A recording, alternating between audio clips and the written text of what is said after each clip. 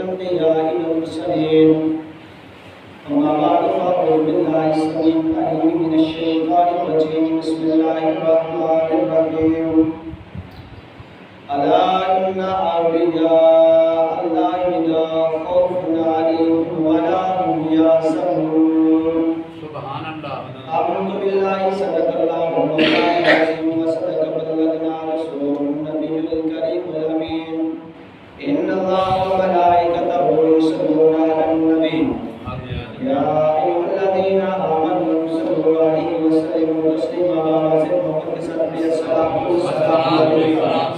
يا سيدي يا رسول الله الصلاة والسلام عليك يا سيدي يا حبيب الله وعلى آلك وأصحابك يا سيدي يا حبيبي يا محمد رسول الله سرکار غوث اعظم نظر کرم خداوندہ سرکار غوث اعظم نظر کرم خداوندہ میرا خالق صبر دو میرا خالق صبر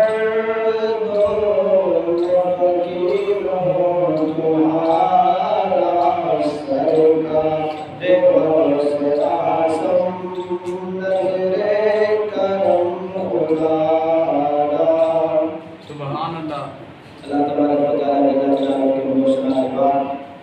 تاجدار مدینہ صلی اللہ علیہ وسلم کی بارگاہ کے اندر درود و سلام کی دستار کرنے کے بعد خالق کرام ہمارے دل مسلسل کی بارگاہ کے اندر دعائیں کہ اللہ تبارک و تعالی مجھے کو سب بیان کرنے کی توفیق عطا فرمائے آمین اور مجھے اس عمل کی توفیق عطا فرمائے اللہم آمین واجب تنظیم کے رسولوں میں ساتھیوں میں نے آپ کے سامنے ایک مسجد فرقان حمید کی ایک آج سے مدرسہ پڑھی ہے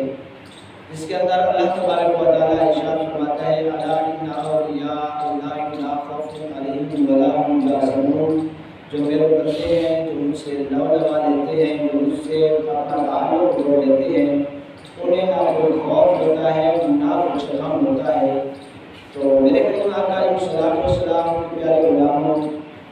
آقا علیہ السلام کے جو غلام جو آقا علیہ السلام کے ساتھ محبت کرتے ہیں آقا سے پیار کرتے ہیں آقا سے عشق کرتے ہیں آقا سے وفاداری کرتے ہیں تو میرا اللہ تبارک و تعالیٰ ان کا ذکر اپنے کتاب کے اندر ارشاد فرماتا ہے کہ الا ان اولیاء اللہ لا خوف فرمایا کہ جو بندے میرے محبوب کی شریعت کو اپنے اوپر لاگو کر لیتے ہیں انہیں نہ کوئی خوف ہے انہیں نہ کوئی غم ہے بلکہ لا یحزنون فرماتے ہیں کہ تم جانتے نہیں تمہیں شعور ہی نہیں ہے لا یحزنون تم نہیں جانتے واجب تنظیم آج میں نے ایک عظیم ہستی کا ذکر کرنا ہے بلکہ دو ہستیاں ہیں اگر ٹائم بچا تو دونوں کا اگر نہ تو میں ایک ہستی کا ضرور ذکر کروں گا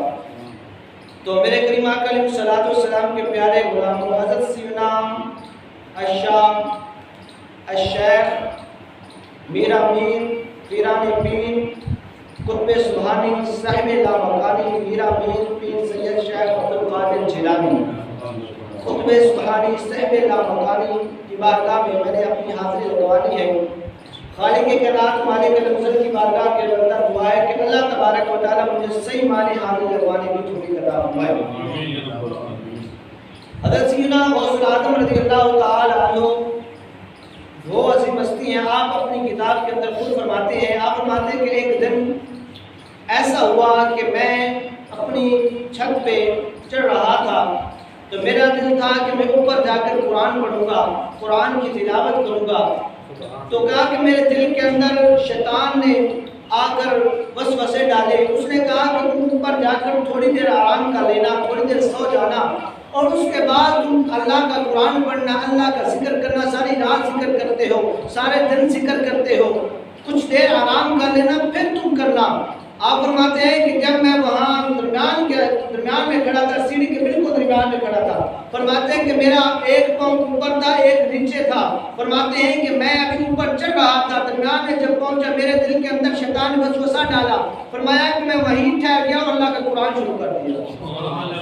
اللہ کا قرآن میں نے شروع کر دیا فرمایا ہے کہ الحمد سے لے کر والناس تک میں نے پورا قرآن پڑھ دیا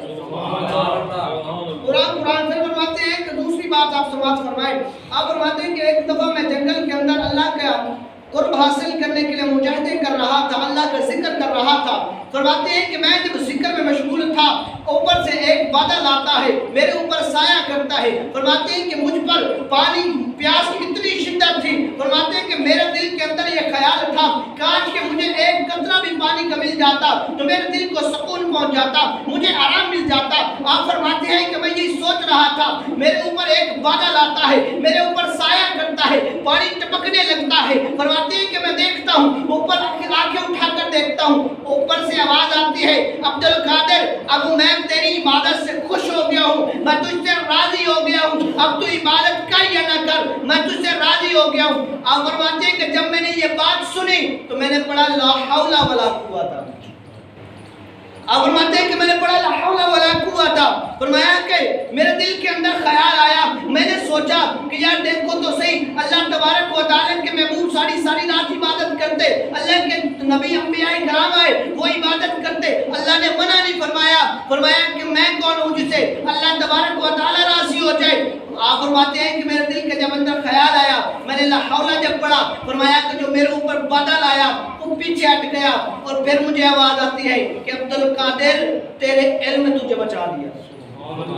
تیرے علم نے تجھے بچا لیا. حضرت عبد القادر فرماتے ہیں کہ میں نے پھر کہا کہ شیطان مردود تو پھر مجھے گمراہ کرنا چاہتا ہے. کہا کہ کیسے؟ کہا کہ مجھے علم نے نہیں بچایا، اللہ رب العزت کی ذات نے بچایا، میرے علم نے نہیں مجھے بچایا. حضرت شیخ عبد القادر جیلانی قطب سبحانی کی آپ کرامات سنیں تو آپ کو ایمان تازہ ہوگا. جناب والا بعض لوگ اعتراض کرتے ہیں کہ اللہ والے کچھ نہیں دیتے، کچھ نہیں کر سکتے. میں نے کہا تو اللہ والوں کی بارگاہ میں آ تو صحیح نا، تو اپنے مانگنے والا منہ تو بنانا یار. مانگنا تیرا کام ہے، اللہ سے لے کر دینا ان کا کام ہے. ان کی جو لا ہوتی ہے نا، حدیث مبارکہ بھی سماعت فرمائی. حضرت سیدنا ابو ہریرہ رضی اللہ تعالی عنہ اس حدیث مبارکہ کے راوی ہیں. آپ فرماتے ہیں کہ جناب والا رسول کریم صلی اللہ علیہ وسلم ارشاد فرمایا جس کا اللہ تبارک و تعالیٰ سے تعلق جڑ جاتا ہے، جس کا رابطہ جڑ جاتا ہے، اللہ تبارک و تعالیٰ فرماتا ہے کہ میں اس کی زبان بن جاتا ہوں،